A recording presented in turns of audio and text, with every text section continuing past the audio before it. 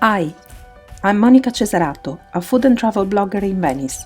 Welcome to Venice Meets, a series of live chats from Instagram every day at 6 p.m. CET. Today, I will be talking to Erica Firpo, digital storyteller and travel journalist from Rome. Right now, ciao Erica! Hey, ciao! You're in the sun! Oh, you're ready? You're there, are you? Oh my God, I was looking so forward to this. And I waited with my bottle of wine. Can you imagine, girl? It's been 2 months. I know, I feel like you and I have just bookended all of the lockdown. Because when we spoke, it was the beginning of it and it was cold. It was really cold. I know. And now it's like, I mean, we're seeing some changes, right? We're in phase 2. I know. Aren't you excited? I mean, I was excited until we had the explosion today and they told us stay indoors and we all went like, we're already indoors, so what do you want? Wait, there was an explosion? Oh, you don't know? Oh, yes, there was a major explosion in Marghera in a chemical plant. Poof, went up in smoke. So about 1 kilometer. If you ever look after on Facebook on my wall, you see over on my videos from my house. It's about 1 kilometer from my house. So when they told us, it's really funny because we heard the sirens. So one of my sons came down and says, "Mom, the sirens." Oh, I said, "Don't worry. It's the usual trial to make sure that we hear it." And he said, "No, Mama, there is a huge pile of smoke from Marghera." And I went to look and it was like this big, looked like, atomic kind of thingy. So it's a bit scary. So yeah, but we're okay. So they told us we can. All they know is that it blew up.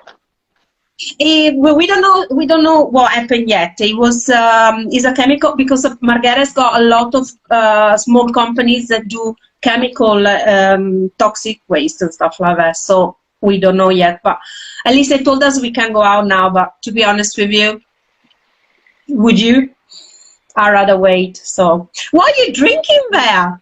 Okay, so because of you, and I know that you like to feature local small businesses, and you know that I don't really buy a lot of like jewelry and stuff, but I do apparently drink. But you do buy wine, yes. I do. We know. So this one, I even printed it out. Wait, now don't look at that. Okay, what is it? It's on the other. Lift it up a bit. Okay, no, sorry. I don't want you to see the bottom part. I don't want you to see the bottom part because the bottom part is something else that I forgot to bring, and now we're going to be in trouble. And I'll tell you why in a second. But Venturini Baldini, and I believe they make a Lambrusco. They're from Emilia Romagna. It's all organic. You like your Lambrusco, don't you? I do. But this is another another spumante rosato. It's another type of Lambrusco. So a dry one? Dry or sweet? It's dry. It's really dry. So and I don't really like sweet. I like dry. So it's my hi. Someone just said hi. Let me say hi. Hi, Keiko. It's my Friday afternoon. I had a busy day in front of the computer, and I thought I'd share a little Lambrusco with you. Chill out. You got 2 days to go, girls. 2 days to go, and then you go like, wait. Can't wait. I have to tell you, it's funny because 2 Mondays ago, so 2 weeks ago Monday, when May 4th, and we were allowed out, and I went outside because I saw that our kiosco, our giornalaio, was open finally, and I wanted to get Topolino for my daughter, which was, I mean, he was open, but he only had stuff from 2 months ago. But I went downstairs and I talked to him for a second, and then I looked around and I ran back upstairs. And it's been really interesting. Like, I haven't really had the desire to, I'm so now kind of used to being home, and I don't really trust everything yet. You have Stockholm syndrome. Something like it. I know. Okay. They're going to call it, I think they're going to probably call it like Corona syndrome or something. Because it's so, I mean, but the funny thing is my gelateria opened. So of course I was like, I'm going downstairs to the gelateria. And I'm going to tell you what my gelateria is called because I took a picture, but I didn't take a picture of the name. And I guess somebody saw like written tiny in the back, and they said, "Is your gelateria called Corona for real?" And I was like, mm-hmm. No way. And oh my God. It is one of the best gelaterias in Rome.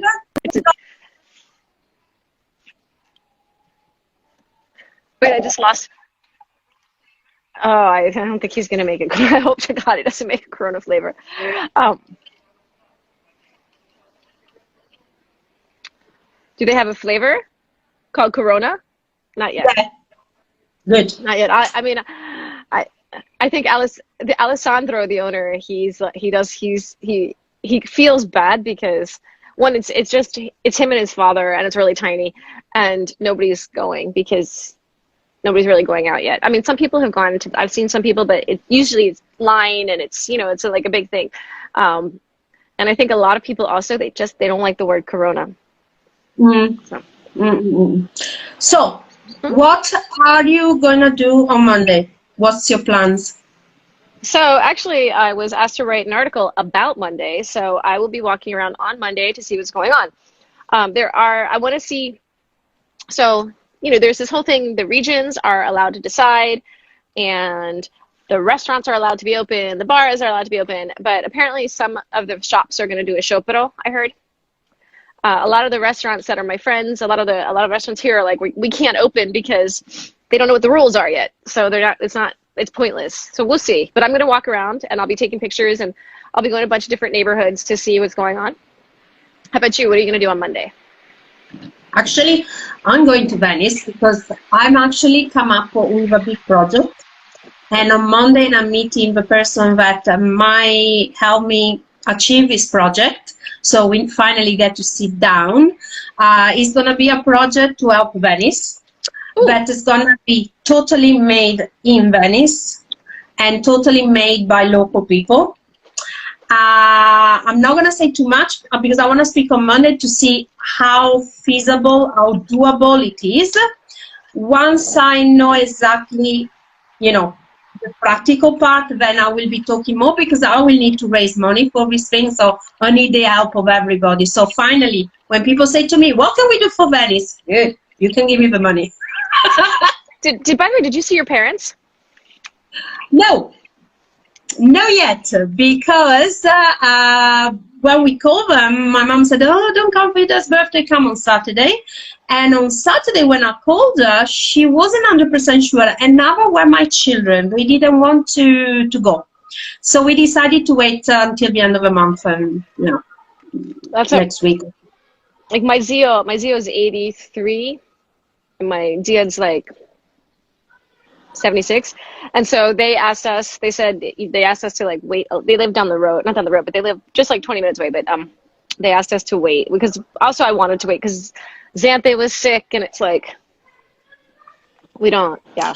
Yeah, you don't know. Yeah, I think we're all still a bit weary at the moment, and I get it. And I speak to my parents anyway. I know them well, and for me, it's not even exactly about seeing friends so much. It's just to be able to walk where I want to walk. That's gonna be weird in Venice on Monday because I know for a fact, like you, many restaurants are not gonna open because they cannot afford to open. Because Venice is a very particular situation because everybody knows the spaces in Venice are much small. So restaurant is going to be really hard for them to open with a restriction on now, like to keep the distances, because they literally don't have the spaces. So a lot of them, the video you posted today made me so sad. It really made me, what I meant when I said, do you agree with that, is I kind of felt like, oh my God, it just give in. No, please don't give in.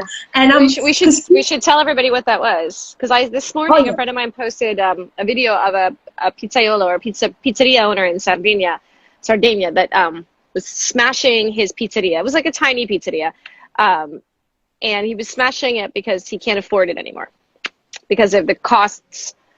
He can't afford it because of probably the 2 months of pause and also the rules. And so I reposted it, and it's really, really sad.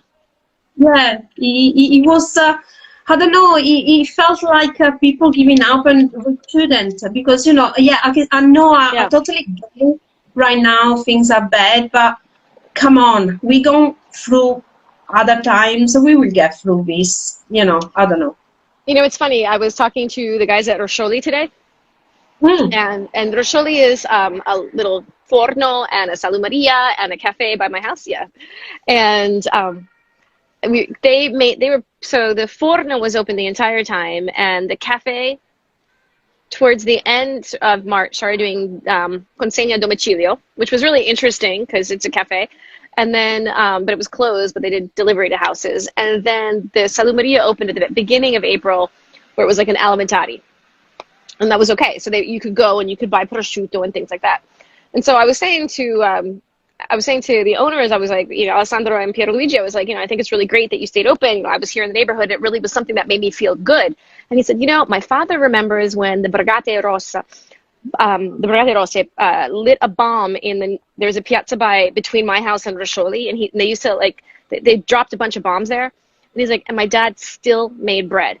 And he's like, so that's why it was really important that we stay open. And that's why it's important that we still stay open. So I like exactly what you're saying. I think it's also here, it's a question of your head. And also because what I feel like smashing the place like he did, I get it. Men do lose him more than we do. So I do get it. But it's still, I don't know. I don't think it's, personally, I'm trying to give another kind of, other message. That's why I want to go and talk on in the next few days to all the people I know in Venice. And they're asking me because they said to me, if you come in Venice, we wait for you, come down. We want to talk, let's have a chat. And I know they're trying to work together. So hopefully the project I've got will be one way to put everybody together, at least mentally, if not economically. So, yeah. So what do you think our new normality will be, Erica? No, I was just wondering about that because I think like you and I are both in an interesting situation because we're in cities that rely on tourism and are crowded with tourists. And right now, zero. And I think, the government keeps saying, hey, we need to encourage people to come and spend money in our own cities, which is good. Like, I'm very happy for that. But I think right now, at least, all I can see right now is the upcoming months of it being completely quiet, and just trying to figure out how I wonder if the typical Italian bar, in Rome they're tiny. In Venice, there's one by the Rialto where I get my oh my god, my crafton that I love. But you just stand inside. Like, what's going to happen? Like, how are they going to manage that? And how much is that going to change? Like, our mentality. I don't know. I think the coming future, it's just going to be very quiet, and we're going to see, we're just going to see a lot of people kind of playing it really, really, really safe. Mm. So that's all I can think of. How about you?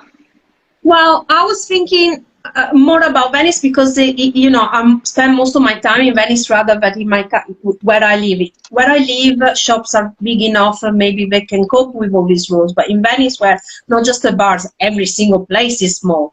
And I was just thinking to some of my friends, where you usually, if you're in 3 people, that's a crowd, okay? And they're gonna have to have only one person at a time. And I was thinking, me as a user, I go there and I have to wait. Then maybe you find the old lady or a young lady will stay there like half an hour. Will I be waiting outside the door that long?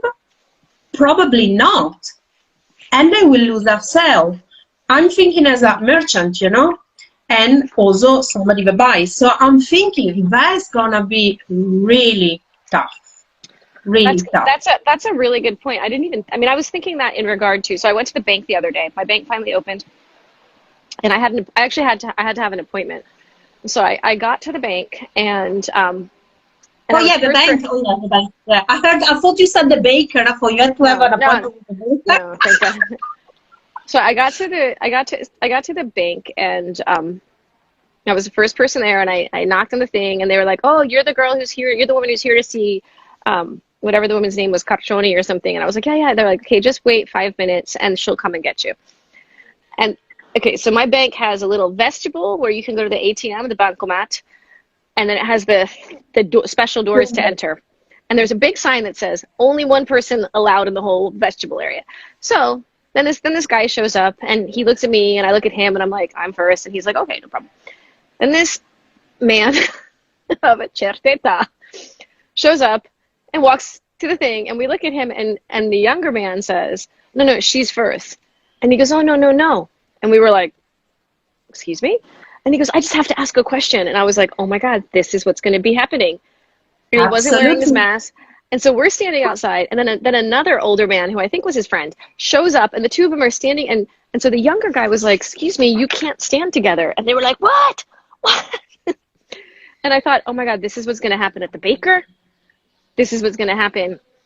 And I didn't even think about the stores, because you're absolutely right. People are not like, when, the señora is like, like me, I'm really undecided. I'm like indecisive. It takes me a while. Okay, so yeah, that's gonna be tough. I don't know, but I'm pretty sure something will happen. Do you think? You think it's gonna? You think they're gonna? I mean, obviously they canceled Carnevale this year. What do you think is gonna happen?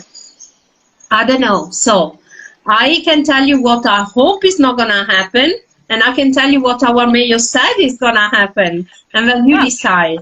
Okay. I can tell you that personally, and that's not just me, speaking to a lot of people that have businesses, and they are smart people, so they're not thinking money right now. They're thinking safety, and they all told me that they said they'd rather not have other tourists for a little while, but be safe, than having to go through what we just went for the last 2 months, because all of a sudden things go bad. So I'm of the same opinion that any kind of event shouldn't be held until we know for sure that the disease is not around anymore, or there is a vaccine, okay? Or something like that. Our mayor already decided that the Redentore is gonna go on. In August? July. That's July. Okay. And at the comment is that you cannot have masses of people. Oh, but the tourists won't be here. No, the tourists will not be there, but obviously all the locals will go there, because of course, being an event and having nothing to do, people will obviously decide to go. And also it's going to be, I mean, hopefully by that time we can travel between regions. And I mean, I would love to see the Redentore. See my point? So, and how can you ensure safety? The Redentore is people must. Wait, isn't there a festa in Venice this weekend too? Is that what? Shouldn't there be a festa this weekend in Venice? I mean, I know it's probably canceled. There's this weekend? Yeah, like the 16th or the 17th. Was it? Don't know. There's like a Volga or something. Is there a Volga or something? Oh, the Volga. Yeah, the Volga. Yeah. The Volga Longa. The Volga Longa, yeah. Oh, no, yeah.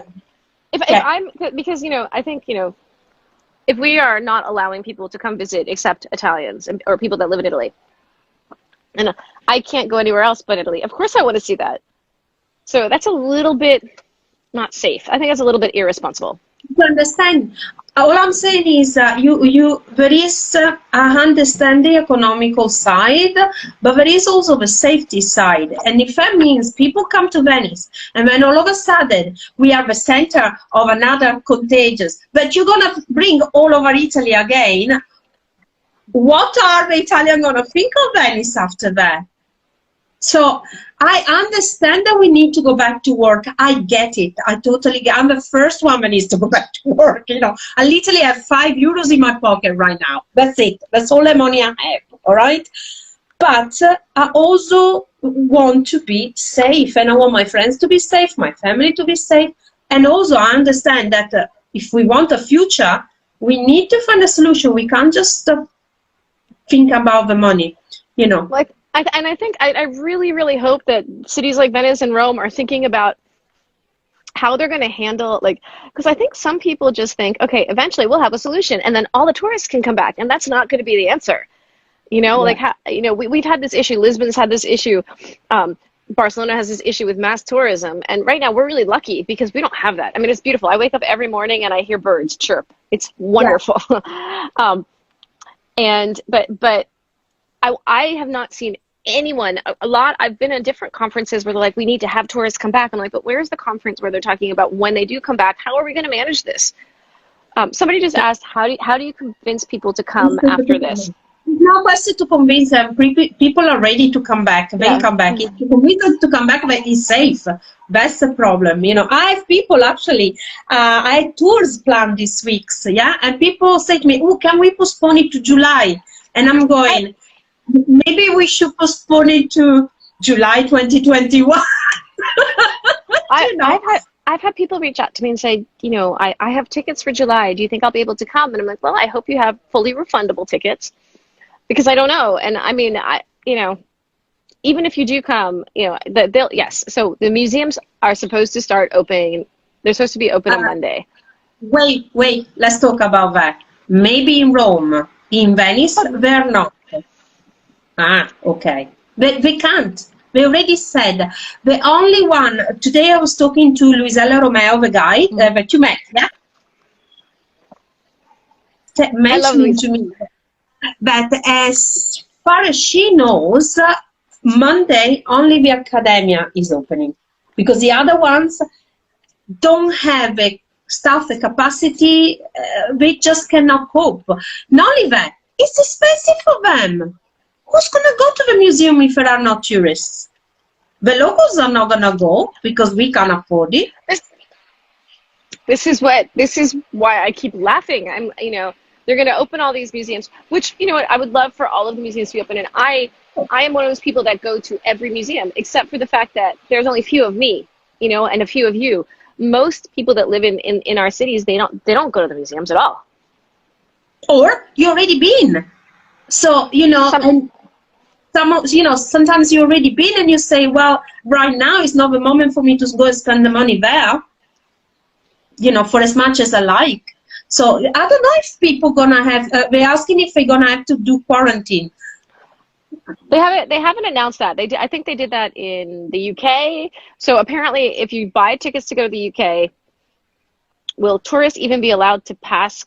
Well, right now, from what I understand, reading the Ministero degli Interni, right? No, Esteri, Interni. It was Interni that told me that it's Fronterno. Italian. Anybody who's Italian citizen and a Italian or a resident in Italy can come back. So there are flights where people who have Italian residency can come back here. They are not saying no tourists yet, but they're not encouraging that. Like I don't think that. And actually, a woman that I know who lives in New York, but she's Italian. She came back to her family's house here with her kids because she's like, I'd rather be in Italy. And she had to do quarantine for 2 weeks. And that's an Italian resident. So yes, we are quarantined, but I haven't heard. At the moment, yes, because I have a friend, but she's from Switzerland, but she managed to come back because she works in Venice. So she managed to come back and she's quarantined for 2 weeks. I'm not sure though, once after the 18th, how it works. I assume they still put people in quarantine because, of course, if you come from America, you're still not in the clear. If you come from the UK, you're still not in the clear. So, you know. Yeah, I think they're trying to really discourage people that don't have a work or residential reason to be here to come. And actually, your friend who's from Switzerland, interesting. I was reading that Switzerland still will not accept Italian residents to come back to them. They're not accepting, not even Italian residents, like any flights, any trains. They're like, no, we don't want you. Yeah. So I don't know. It's a strange situation. It's a really strange situation. I don't think, personally, the 18th, I think it's going to make a difference, as in that you can walk out. But apart from that, I don't see it's going to be so much this big, you know. But we still have to stay in our own regions, right? As far as I heard, yes, for the moment. Or if you have to move, you got to move around. If you got to go from region to another, you need to go without certification, so you have to have a good motive to do it. But and you can't, yeah. That is big. Come on. Well, actually, so it's funny because and Venice was big too, but Darius and I Oh were my saying God. because we were talking because it is nice to know that now we could say like, oh, let's go to Bomarzo. I've never been to Bomarzo. You never been to Bomarzo? Seriously? Oh my God, woman, shame on you. No, just Seriously? I'm gonna go now. I have like a hit It's list of everything I'm gonna be doing. beautiful, beautiful. Bomarzo, I love it there, love it. And if you take instead of taking the fast route, take all the side streets and this long route going through all Tarquini, all over, the weird route, Uh, okay? Oh my God, it's beautiful, beautiful. okay. Yeah, I did it once, no, many times actually, and love it. And then from, was it Bomarzo? Was it before arriving Bomarzo? I cannot actually remember. There's a lake, but I think the lake was more towards Tolfa, maybe. Okay, can't Oh, remember exactly. Tolfa, love have you Tolfa. been to Tulf? So we went to Tulf. My little daughter did like a summer camp that she can't do this year, but it was a really great, like it was a week My long, like they son, just live outside my son used to do in the Tulfa. archaeological. Yes, with a guard. With the guys of the group Yes, archaeological. Yeah, my son, yes. he's And they 22 now, so we're talking about 10 years ago. 3 and years. they camp outside and oh, so okay. So our little one she did it last year. Was going to do it this year, but they can't do it this year. And so last year when we dropped her off, we drove through Tolfa. We stopped in Tolfa, and I had the best lunch. They had the lumake because they're known for their lumake in a red sauce. Amazing. It was like the hottest day of the year, but it was so incredible. And then Tolfa, like Darius was like archaeology. I know. So So you need to go when they have a ham festival. The they ham have a ham festival. festival. Oh yes, they got a ham Mm. festival. Practically, the whole little town opens to everybody. So they put tables outside, and you can eat everywhere along the streets. It's amazing. And when my son Fabulous. did the archaeological camp, they were saying at the top of the town there is a monastery, a convent monastery, one of which I can't remember. Uh huh. Uh huh. I think it's a monastery, yeah. And that's where the people from the archaeological camp had. They were about 10 or 15 kids or something like that, and they slept in the monastery. I was so fun. I wanted to do it, but I was too old. So, but that was interesting. But I love that area. which, by the way, I would like to tell everybody who's not in Italy that Italians, we don't have camps like America. We have camps like my friend in Palermo. She used to run a camp for that was part of the World Wildlife Foundation, and Oh, nice. it was on top of the Madonnina in Palermo, and it was a wildlife camp, and you'd be in this little like a masseria that was really really old, and these kids learned how to cook and stuff like that, and then they'd go down and they went on this whole sea excursion. I mean, it was nice because they like there was nothing, there was no, it was not fancy, it was just very Italian. Like you cook, everybody's together, you're happy. It was really lovely. And that's Yeah. like the archaeological camp. There's, I mean, I don't know, there are tons of really fun, like very interactive camps here, which hopefully will happen again. Yeah, well, I hope for the parents that got kids, because I can imagine, and you too, after 2 months, you're ready to get a knife out and and become motherless. So you're ready, like, or I so I used to love Agatha Christie books. I loved them. And just like somebody always kills somebody else in a really weird way, like arsenic and things like that. And now I'm thinking a lot about that in regard to Darius.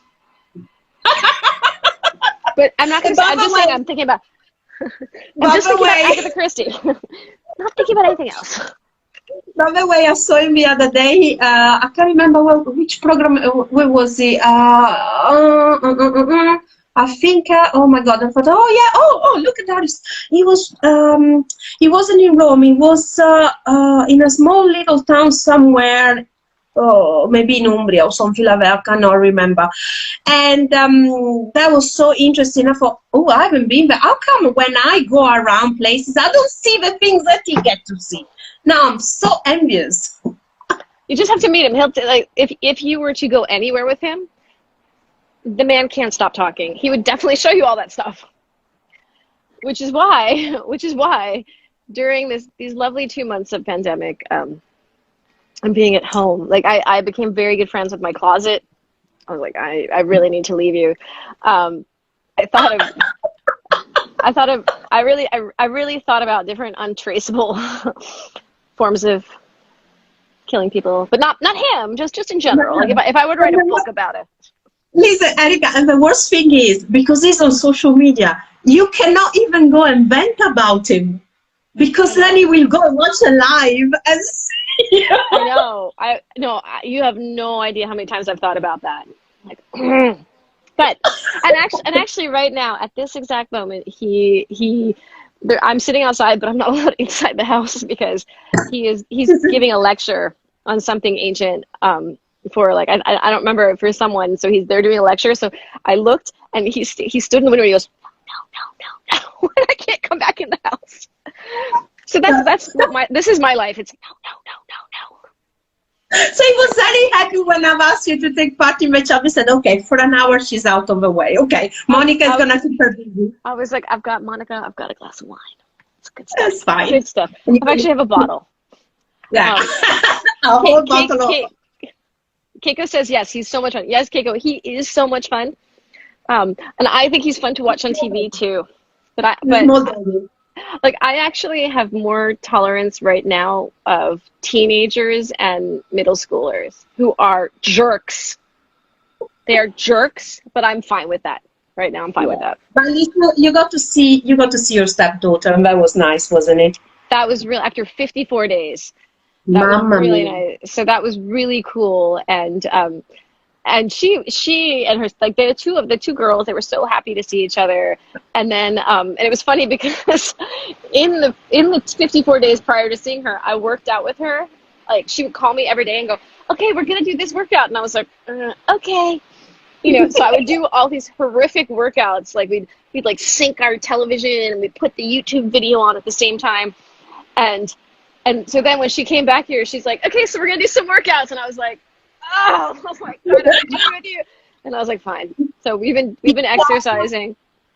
She kept you fit. Come on. She kept me fit. But she thought it was ridiculous. Did you see that I used to run on my terrace back and forth? She was like, you are so weird. So your dog that eventually gave up and said, no, that's it, no more. This dog was like, she's like, no, I don't do that stuff. And Darius used to just sit there and he'd take pictures because he was like, this is the funniest thing I've ever seen. And I would just go back and forth. I've got a question for you, though. I was watching your lives every so often, and I see you food arriving in, your delivery of vegetables. How many people live in your house? Because when I was looking, I'm thinking, okay, bloody hell. Okay, no, you have to understand. So, okay, this is a big shout out to small businesses.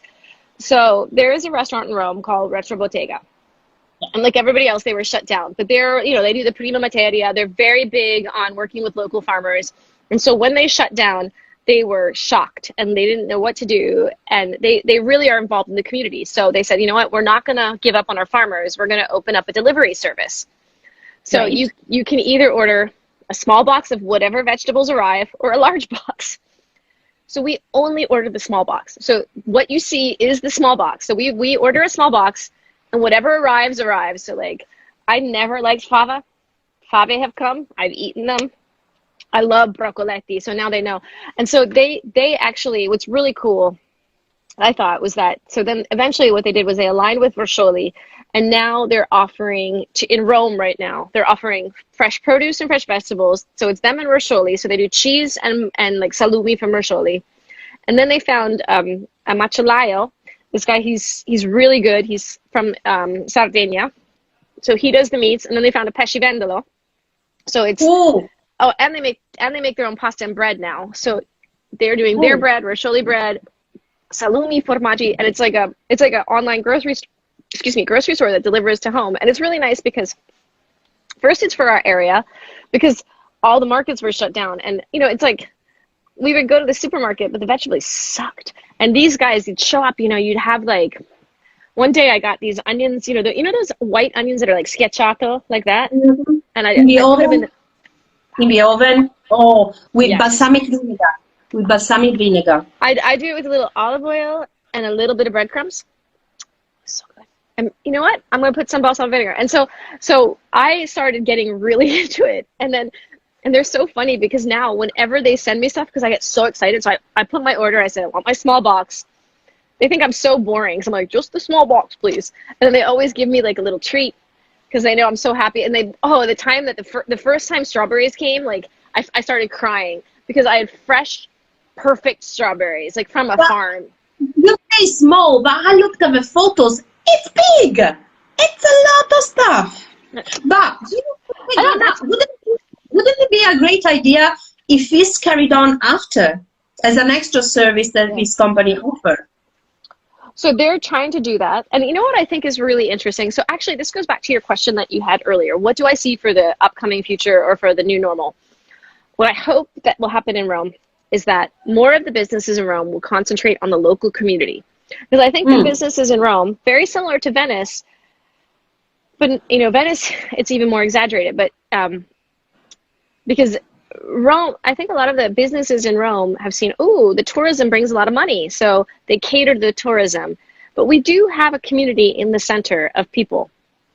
And so I really hope that these businesses keep investing in the local community and realize that should be the base, not just, it's a cool restaurant for the international foodie crew or whatever.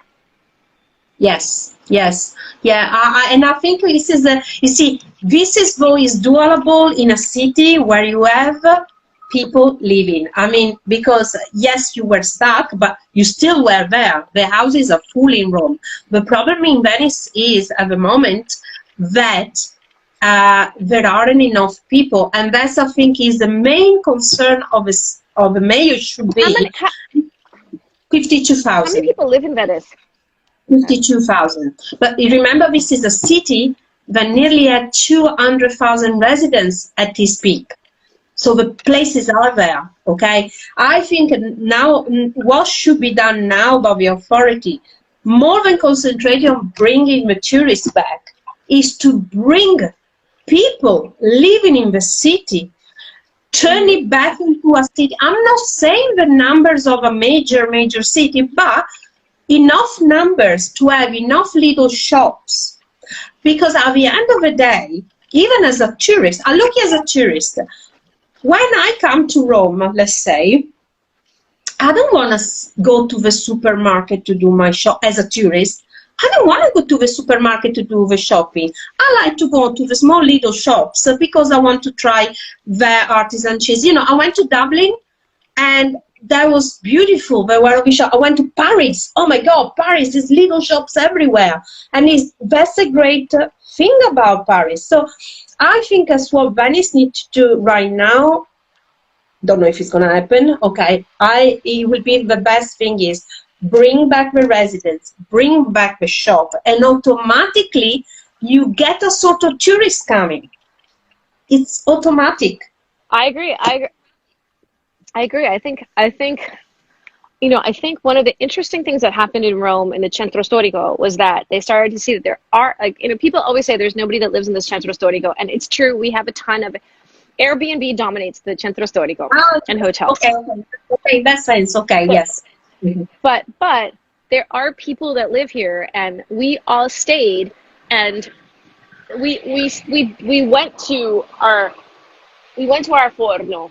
We went to our markets, and I think that the cities need to reevaluate that and say, okay, we need or subsidize for these small businesses. Someone just said Paris is amazing with the small businesses instead of going to the supermarket, because Paris subsidizes them and they fund them and they support them, and that's what needs to happen in Venice. And they need to say in Venice, they need to give. I don't know if they need to give incentives for living there, but a long time ago, I lived in Venice, and it was beautiful. It was quiet, but it was really lovely, because once you get to be part of the community, then you're part of a really lovely, strong community. I lived in the Lido, and we knew each other. Everybody who lived in the Lido knew each other, and we were helpful to each other. And I think that's the same thing in Rome. We started to see who lived in our city, and people are nice to each other, or who lived in this neighborhood. And all the cities have to figure out, I mean, maybe they're broke, I don't know, but all they have to figure out is how they can subsidize or support or incentivize the communities. Well, okay, Erica, put it like this. At least in Venice, I'm taking Venice because that's what I know firsthand, okay? Right now in Venice, everybody that's got an apartment that was rented through Airbnb is not making any money whatsoever. And he doesn't even know if he's going to be making money for a long time, okay? Now, if I'm the owner of an apartment, do you rather leave it empty not knowing what was going to happen? Or isn't it better maybe to think, okay, I'll take less money, but I'll rent it long term, knowing that these people are going to be staying for a while. Obviously, with rules by which, if they don't behave, you can kick them out. Because many people don't actually understand what happened in Italy. And I think that's the main reason people don't understand why in Italy people don't want to rent. I think a lot of times people do not want to rent long term because once you go into a home, they cannot kick you out. You can destroy, trash the place, they cannot kick you out. So you think twice before renting out your house to somebody, if it's the rule. So, sorry, go. No, I you know, as a, I was going to say, as a double citizen, when we rented apartments, most people, they don't want to know. I don't tell them I'm Italian because they feel that it's harder to kick an Italian out than an American or a non-Italian, which is really interesting because it's not actually, because there are rules that tenants have and there are rules that landlords have. And it is very hard to get anybody out, but you're absolutely right. And you're right. They should come up with a structure in which they encourage people to long-term rent, because this isn't sustainable to have, what happened in Rome with all these Airbnbs is that I started to notice that the center, At first, I started to notice a lot of paninoteche. It's really weird. It's like every 4 or 5 shops would be a paninoteca. And I was like, that is so odd. And that happened in Florence too. And I was like, this is really weird. And then I realized, because then all these mini markets opened that had food. And I think that is a direct relation to, and the more supermarkets came in. And it's a direct relation to Airbnb because people are in their houses and all of a sudden, the center became this kind of food place. Everything was about food, but not food for, like, there's nobody, like, I don't go to the mini market to buy my food. Like that. Exactly. I have my butcher, I have this, so I go to the people that I know that I see every day or I see once a week or whatever, but I have a relationship with. And that's one of the things that happened with Airbnb was because it's easy when you don't know the language, you just run downstairs and you go to the mini market and it's fine. And you're absolutely right. Like they need to say, okay, listen, let's encourage people to have longer term rents that get people and young kids living the city.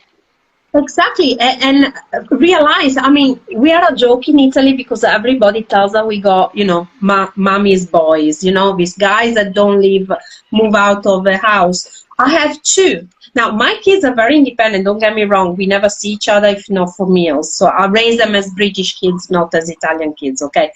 But we were talking with my son about, he said, Mom, I want to buy myself a house. I want to go away from here. Well, I said, this is not the moment, maybe, But he says, yeah, Mom, but I don't want to live with you forever. I said, of course you don't.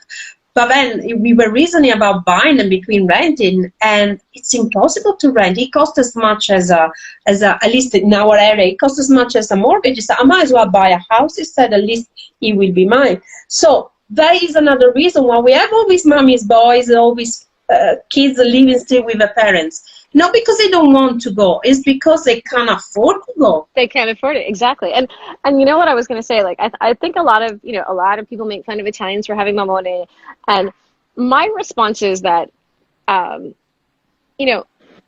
the U.S. we're like, go to university, and we have the money to pay for university and expensive places and send our kids to school. And what's been happening over the past 10 years is all of those kids in the millennial generation are like, I'm going to stay at home and save money. And they stay at home until they're 30 and 31. They're saving money. And there's nothing wrong with that. If the market is telling you you can't afford to live here, then, stay at home with mom. Now, moms and fathers. That's just an education on their part. Maybe they need to think about, like you're saying, get a little British. I don't know. It's so funny. I tell the girls, I'm like, I'm going to live with you forever. And they're like, no. They told me I could live down the street. They're like, you can live down the street a few blocks. I was like, okay. But it's a matter of like, I mean, I know tons of guys that live at home that they do their own thing. I also know some big mamoni, but I also know guys in America. Where the mom cleans, washes, irons, and dresses them. No, thank you. I've known mamone that don't live with their moms, but their moms come up once a week with clean laundry, clean the house, bring the food, and then go back down to like Napoli. Sorry, can I do your very typical Italian sign? I'm sorry, guys. No, thank you. But all I'm going to say, in America, we don't have the term. Oh, you're gone. Wait. In America, we don't have the term mamone, but how many guys in America don't know how to do anything either? Really?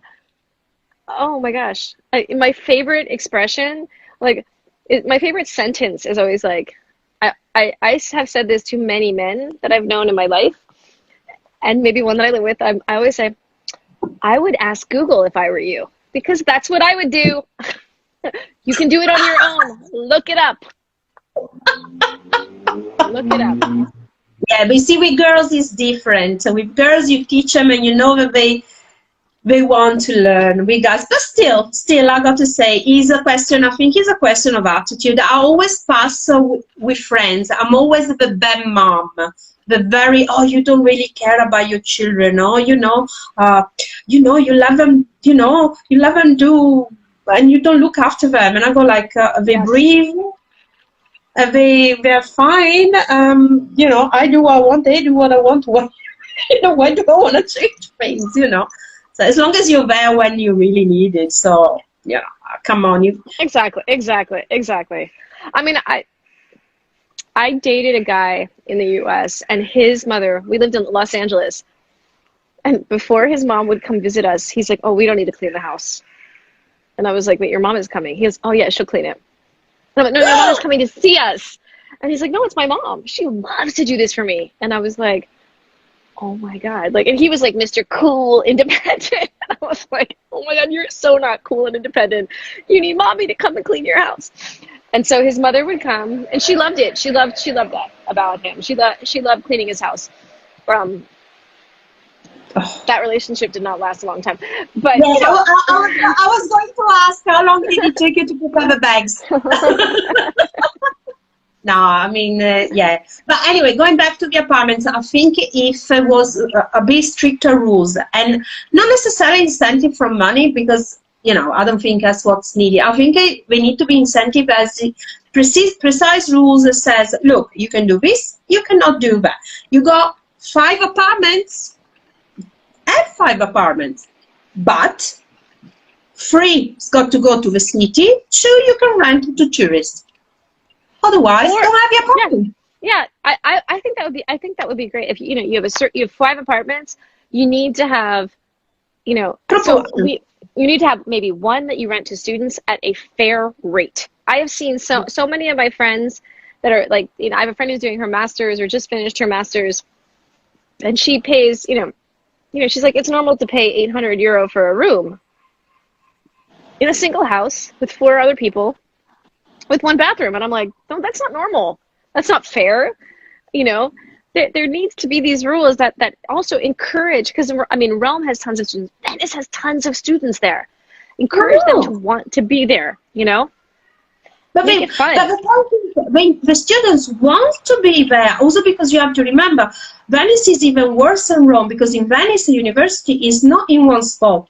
It's spread all over the city according to the faculty. So you already, when you live in Mestre, it's complicated, because in the morning you have the workers, the kids going to school, and you are the university, and they are packed like this. It totally makes sense for kids at university to stay in the city.